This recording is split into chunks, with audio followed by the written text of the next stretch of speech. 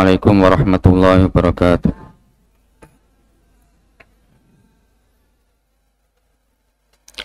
Innal hamdalillah nahmaduhu wa nasta'inuhu wa nastaghfiruh wa na'udzu billahi min shururi anfusina min sayyiati a'malina. May yahdihillahu fala mudilla lahu wa may yudlil fala hadiya lahu. Asyhadu an la ilaha illallah wahdahu la syarika lahu wa asyhadu anna Muhammadan 'abduhu wa rasuluh. Sallallahu ala nabiyyina Muhammad wa ala alihi wa ashabihi wa man tabi'ahum bi ihsanin ila yaumiddin, amma ba'd. Alhamdulillah, kita panjatkan segala puji, pengagungan serta kecintaan Allah Subhanahu wa taala, karena karunia semata di malam hari ini kita bisa melanjutkan kembali belajar bersama kitab Bulughul Maram karya Al-Hafidz Ibnu Hajar Al-Asqalani Asy-Syafi'i rahimahullah ta'ala. Dan kita masih pada pembahasan tentang zikir yang dibaca ketika masuk ke tempat kita berbuang hajat di situ. Dan insyaallah malam hari ini kita masih melanjutkan beberapa masalah terkait dengan pembahasan tersebut. Dan sebelum kita lanjutkan dari pertemuan yang sebelumnya tentang bab itu, kita bisa ambil beberapa kesimpulan. Kesimpulan yang pertama, bahwasanya dianjurkan untuk membaca zikir, yakni dengan redaksi Allahumma inni a'udzubika minal khubuthi wal khaba'ith. Allahumma ya Allah, sesungguhnya aku berlindung bika denganmu, minal khubuthi dari syaitan laki-laki, wal khaba'isi dan syaitan perempuan. Berdasarkan riwayat bahwasanya al-khubuth ba-nya di dhammah. Dan telah kita sebutkan kemarin dalam sebagian riwayat al-khubuthi yakni ba-nya di sukun, maka mananya berlindung dari al-khubuthi keburukan, wal khaba'isi dan ahlinya keburukan yaitu syaitan laknatullah alaih. Zikir ini dianjurkan, disunnahkan untuk membacanya ketika kita hendak menuju ke tempat buang hajat. Hukumnya sunnah, dianjurkan, dan ini disepakati oleh para ulama rahmatullahi alaihim ajmain, yang menukilkan ijma yaitu al-Imam An-Nawawi rahimahullah ta'ala dalam kitab Al-Majmu' dan sebagian ulama yang lainnya. Kemudian kesimpulan yang kedua, bahwasanya zikir ini dianjurkan baik ketika buang hajatnya itu di dalam bangunan khusus untuk buang hajat, semisal toilet, kamar mandi ataupun WC, ataupun ketika buang hajat di tempat terbuka, tetap dianjurkan untuk membaca zikir tersebut. Dan ini pendapatnya jumhur, mayoritas para ulama rahmatullahi alaihim ajmain, yang dirujukkan oleh Al-Hafidz Ibnu Hajar Al-Asqalani rahimahullah ta'ala dalam Fathul Bari. Jadi zikir itu bukan khusus ketika buang hajatnya di bangunan toilet atau WC, tapi berlaku secara umum ketika seorang hendak buang hajat, baik di ruangan khusus, bangunan khusus, toilet atau WC atau kamar mandi, maupun di tempat terbuka, tetap dianjurkan untuk membaca zikir tersebut. Ini pendapatnya jumhur para ulama rahmatullahi alaihim ajmain. Kemudian kesimpulan yang ketiga, tentang kapan dibacanya zikir tersebut, ringkasnya yang rajih pendapatnya jumhur para ulama rahmatullahi alaihim ajmain, yakni dari kalangan ulama Hanafiyah, ulama Syafi'iyah, dan ulama Hanabilah rahmatullahi alaihim ajmain, bahwasanya diperinci Rincian yang pertama, kalau buang hajatnya di tempat atau bangunan khusus untuk buang hajat, di dalam WC, toilet, atau kamar mandi, maka membacanya ketika hendak masuk. Ya, bacanya ketika hendak masuk ke bangunan tersebut. Ketika hendak masuk WC, ketika hendak masuk kamar mandi, ketika hendak masuk ke toilet. Jadi sebelum masuk, tapi menjelang masuk, masih di luar pintu, masih di luar bangunan tersebut. Rincian yang kedua, kalau buang hajatnya di tempat terbuka, maka zikir itu dibaca ketika seorang itu hendak membuka auratnya. Ya, ketika sudah hendak buang hajat, itu membaca zikir tersebut. Ya, dia menyingkirkan diri ke tempat yang menyendiri begitu dari ramainya manusia. Sebelum dia buang hajat, sebelum membuka auratnya, maka dia membaca zikir tersebut. Kemudian kesimpulan yang keempat, ketika seorang hendak masuk ke kamar mandi ataupun toilet ataupun WC, dianjurkan masuknya itu kaki kiri terlebih dahulu. Adapun ketika keluar, dianjurkan keluar kaki kanan terlebih dahulu. Dan ini juga sepakat oleh para ulama rahmatullahi alaihim ajmain, sebagaimana dinukilkan oleh Al-Imam An-Nawawi rahimahullah ta'ala. Baik, itu beberapa kesimpulan yang bisa kita ambil dari pertemuan yang sebelumnya.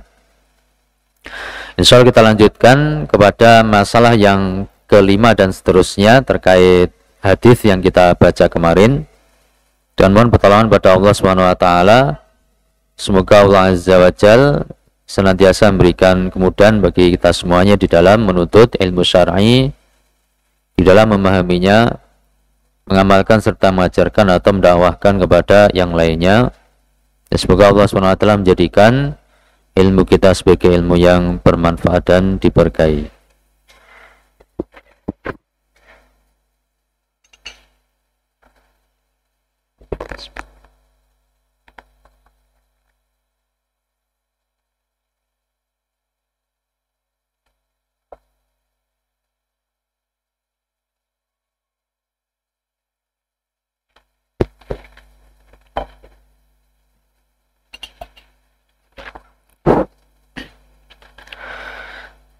Khonifidini rahimani wa rahimakumullah.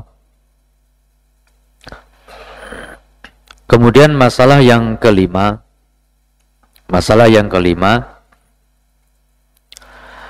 kalau seorang lupa membaca zikir tersebut, ya, sudah terlanjur masuk ke dalam toilet, ke dalam WC atau kamar mandi, setelah masuk baru teringat. Apa yang dilakukan? Apakah kemudian dia membaca zikir itu di dalam hati ketika dia sudah berada di dalam toilet atau WC tersebut? Ataukah dia tidak membaca apapun karena waktunya sudah terluput, sudah terlewat? Ataukah dia keluar lagi, kemudian baca zikir itu, setelah itu masuk?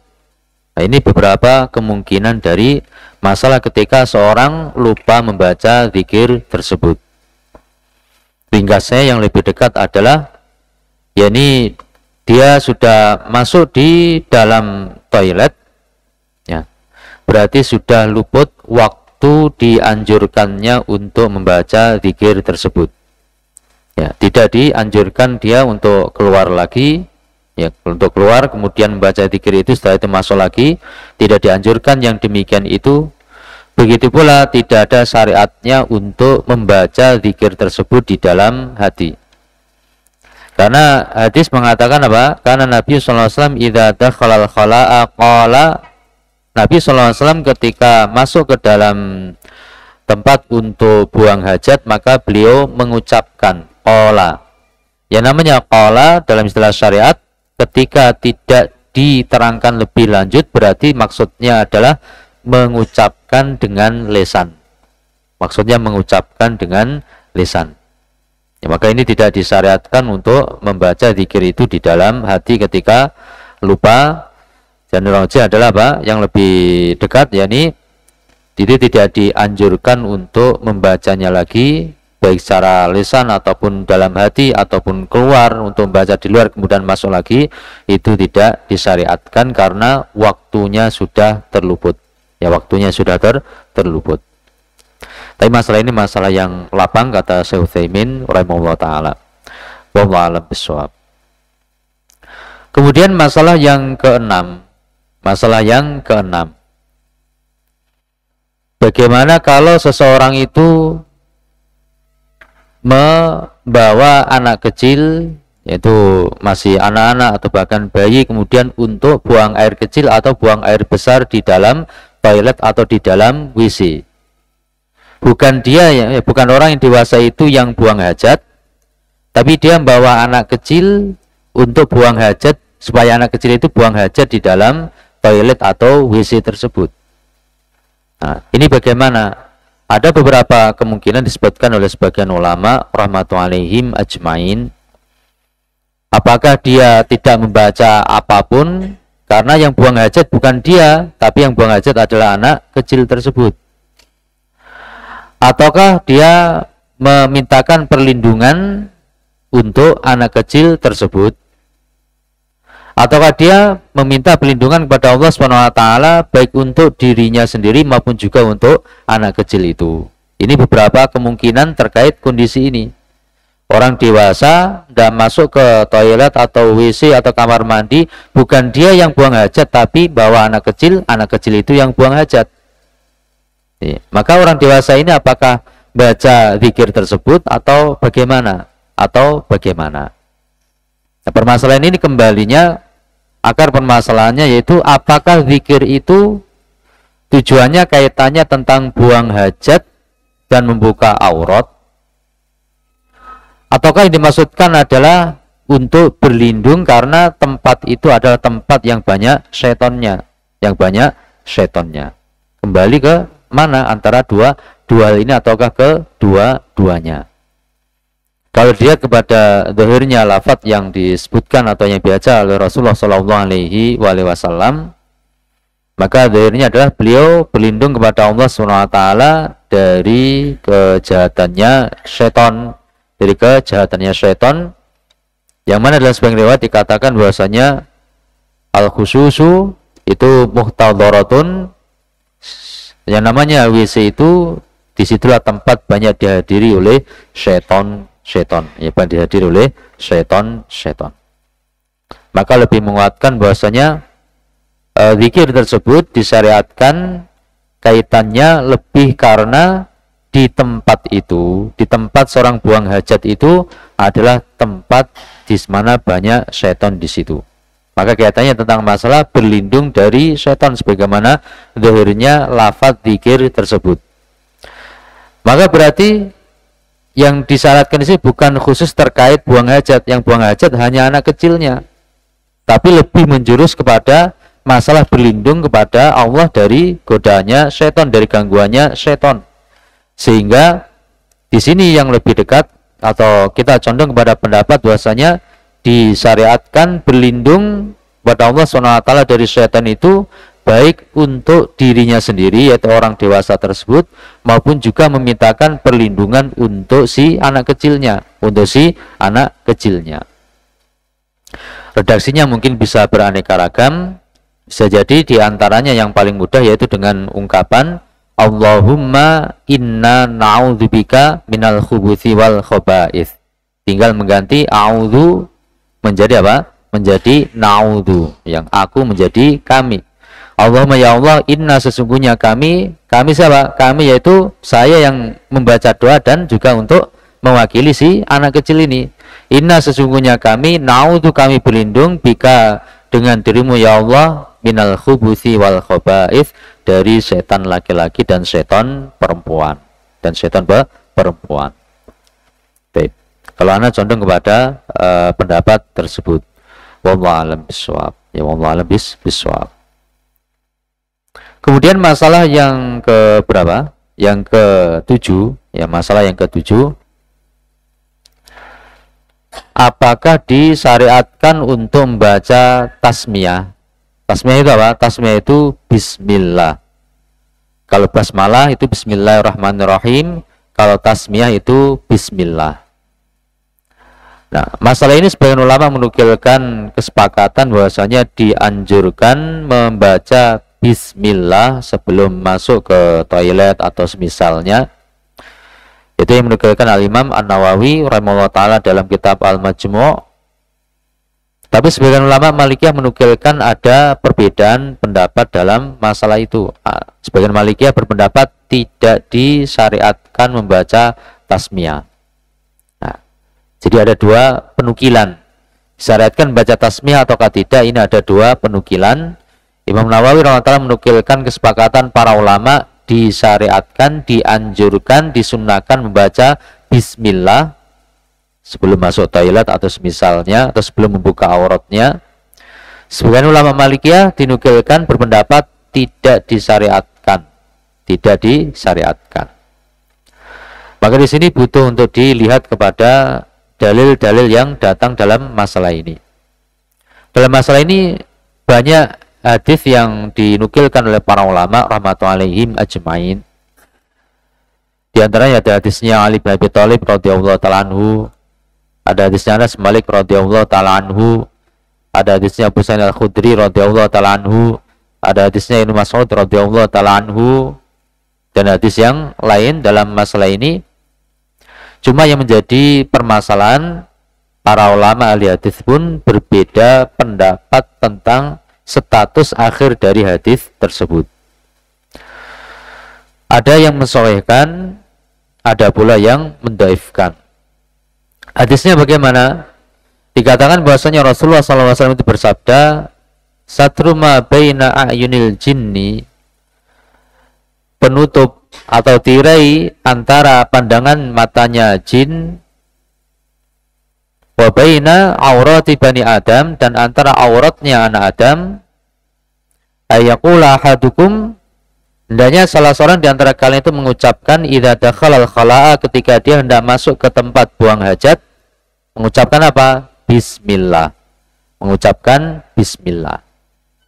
Jadi hadis ini maknanya menunjukkan bahwasanya yang bisa menghalangi antara pandangannya jin dengan auratnya manusia, hendaknya dia mengucapkan lafaz bismillah ketika hendak masuk ke tempat dia buang hajat. Nah, cuma tadi permasalahannya apakah hadis ini sahih atau hadis ini dhaif. Para ulama berbeda pendapat tentang masalah itu. Kenapa? Karena dari sekian banyak hadis tersebut, masing-masing jalur periwayatannya itu ada sisi kelemahannya, ada sisi kelemahannya. Dan itu pembahasan dalam masalah ilmu hadis. Ringkasnya kalau ana pribadi masih condong bahwasanya hadis ini adalah hadis yang sabit dari Rasulullah Shallallahu Alaihi Wasallam. Jadi terkumpulkannya jalur-jalur periwayatannya. Meskipun hadisnya Ali bin Abi Thalib radhiyallahu ta'ala anhu yang paling inti itu adalah hadis yang sanadnya sangat lemah karena ada 3 cacat. Cacat yang pertama ada Abu Sa'id As-Sabi'i rahimahullah ta'ala, seorang rawi yang mudallis. Cacat yang kedua ada rawi yang majhul hal. Cacat yang ketiga ada rawi yang rajih, dia adalah dhaifun jiddan. Jadi sanadnya hadis Ali radhiyallahu ta'ala anhu adalah dhaifun jiddan. Tapi hadis-hadis yang lainnya, ada hadisnya Anas Malik radhiyallahu ta'ala anhu, sanadnya lemah biasa. Hadisnya Ibnu Mas'ud radhiyallahu ta'ala anhu, sanadnya juga lemah yang biasa.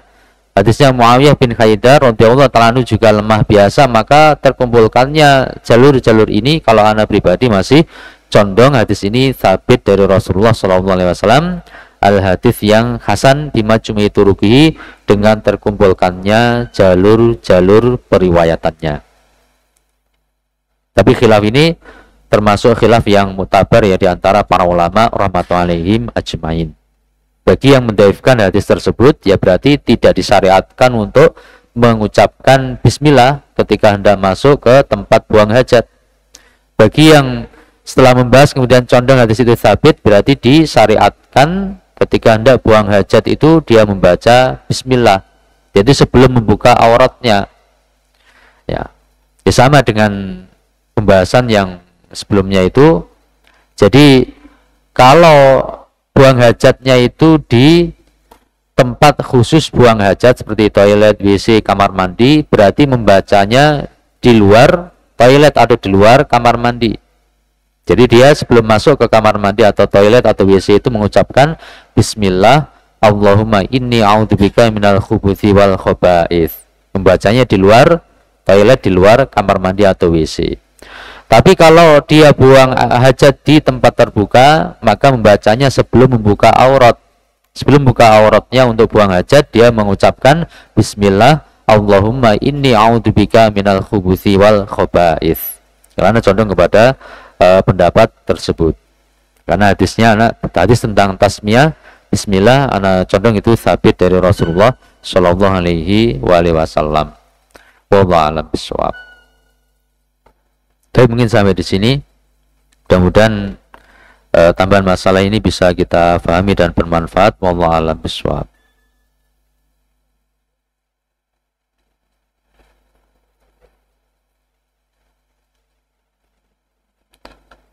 Kapan Imam Syafi'i lahir rahimahullah ta'ala? Al-Imam Syafi'i yaitu kunyahnya Abu Abdillah, namanya Muhammad bin Idris Syafi'i rahimahullah ta'ala. Beliau lahir tahun 150 Hijriah ya, lahirnya tahun 150 Hijriah, sama dengan tahun wafatnya Al-Imam Abu Hanifah rahimahullah ta'ala. Abu Hanifah rahimahullah ta'ala lahir tahun 80 Hijriah, meninggal tahun 150 Hijriah, berarti usianya 70 tahun Imam Abu Hanifah rahimahullah ta'ala. Kalau Imam Syafi'i rahimahullah ta'ala lahirnya tahun 150 Hijriah, kemudian wafatnya tahun 204 Hijriah. Jadi 150 Hijriah, wafatnya 204 Hijriah itu Al-Imam Asy-Syafi'i rahimahullah ta'ala. Berarti usianya 54 tahun. Ya, usianya 54 tahun itu Al-Imam Asy-Syafi'i rahimahullah ta'ala. Tidak terlalu sepuh, ya baru usia 50-an tahun, yaitu 54 tahun. Tapi pernah kita sampaikan bahwasanya beliau 7 tahun sudah hafal Al-Quran, 10 tahun sudah hafal Muwatta'nya Imam Malik rahimahullah ta'ala, yang itu merupakan kitab hadis paling sahih di masa itu. Belum ada Bukhari Muslim, ya belum ada Sahih Bukhari, belum ada Sahih Muslim. Yang paling sahih ketika itu Muwatta'nya Imam Malik rahimahullah ta'ala. Imam Syafi'i menghafalnya di usia 10 tahun, di usia 10 tahun. Kemudian usia 15 tahun beliau sudah dapat lisensi, dapat izin dari gurunya untuk menjadi mufti. 15 tahun menjadi mufti itu Al-Imam Asy-Syafi'i rahimahullah ta'ala.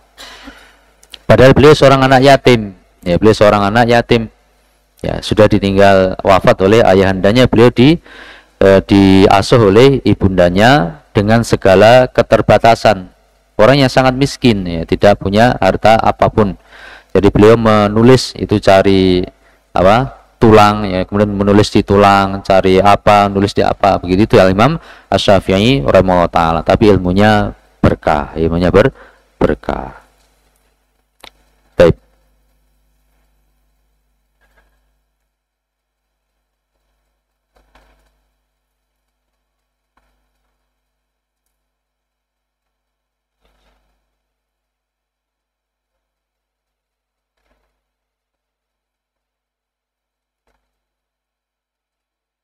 Dalil haramnya merokok. Merokok ini sudah sering kita ulas, mungkin tidak tahu Anda sudah berapa kali membahas tentang merokok. Intinya dari penelitian ahli medis di zaman sekarang, disepakati oleh ahli medis itu bahwasanya merokok itu sangat membahayakan. Ya, merokok itu sangat membahayakan. Di dalam merokok itu ada ratusan racun, bukan hanya puluhan, ada ratusan racun di dalam rokok, dan itu sangat membahayakan. Ya, sebagiannya dalam kadar tertentu itu bisa membunuh, ya bisa membunuh. Maka di iklannya itu kan merokok membunuhmu, kan itu tulisannya merokok membunuhmu, tapi juga ya terus lanjut ya, merokok membunuhmu, padahal sudah jelas tulisannya juga merokok membunuhmu. Itu betul, memang merokok membunuh. Jadi banyak mudarat, banyak racun, ada ratusan racun di dalam rokok itu. Nah, dan itu disepakati oleh ahli medis. Nah, ketika demikian keadaannya, maka berarti yang berlaku adalah kaidah la darara wala dirar, tidak boleh membahayakan dirinya sendiri, dan tidak boleh pula membahayakan bagi orang lain. Maka kalau di zaman sekarang ini sudah tidak ada kemungkinan untuk status hukumnya kecuali hukum asalnya adalah haram, hukumnya adalah haram. Beda dengan ketika awal kali muncul dahulu, para ulama masih bimbang karena belum jelas tentang keadaan dari rokok itu, sehingga sebagian ulama berpendapat hukumnya adalah halal. Kenapa? Al aslu fil asya'i al ibahah, kaidah hukum asal segala suatu perkara duniawi itu adalah boleh, dan tidak ada dalil yang mengharamkan karena belum jelas tentang bahayanya ketika awal kali munculnya. Ada pula yang berpendapat hukumnya makruh. Kenapa? Karena itu menyelisih muru'ah, menyelisih tata krama. Tidak sepantasnya orang kok menghisap asap, itu kan tidak pantas. Menghisap asap kemudian dikeluarkan, itu kan tidak pantas gitu. Sehingga dihukumi makruh oleh sebagian ulama ketika itu. Adapun di zaman kita sekarang sudah ada penelitian secara khusus tentang masalah rokok itu, menghasilkan kesimpulan ada ratusan racun di dalam rokok itu. Bahkan kalau seorang itu minum nikotin ya, benar-benar nikotin tok gitu, diminum langsung mati itu, langsung mati. Tapi karena rokok masih campuran-campuran macam-macam, sehingga ya seperti itu kondisi. Tapi yang jelas sangat berbahaya, sangat berbahaya. Dan kalau segala sesuatu yang berbahaya, maka wala tulqu biaidikum ila tahluka, janganlah kalian menjerumuskan diri kalian ke dalam kebinasaan. Wala taqtulu anfusakum, jangan kalian membunuh diri kalian sendiri, maupun bunuh orang lain, itu dilarang. La doror wala tiror, maka kesimpulannya adalah hukumnya haram, haram. Wallahu a'lam bishawab.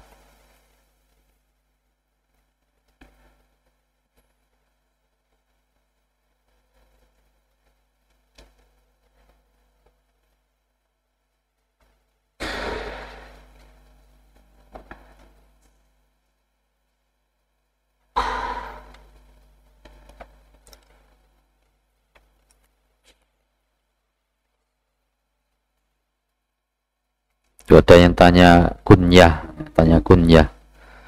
Karena kunyahnya Abu Abdillah. Dari dahulu kunyahnya Abu Abdillah. Tapi kebetulan anaknya tidak ada yang namanya Abdullah.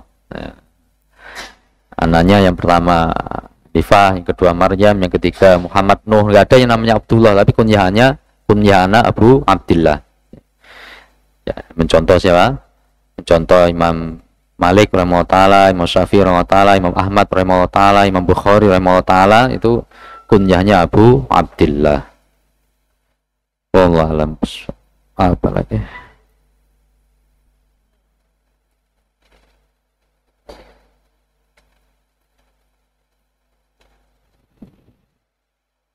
Tapi misalnya kita cukup sampai sini.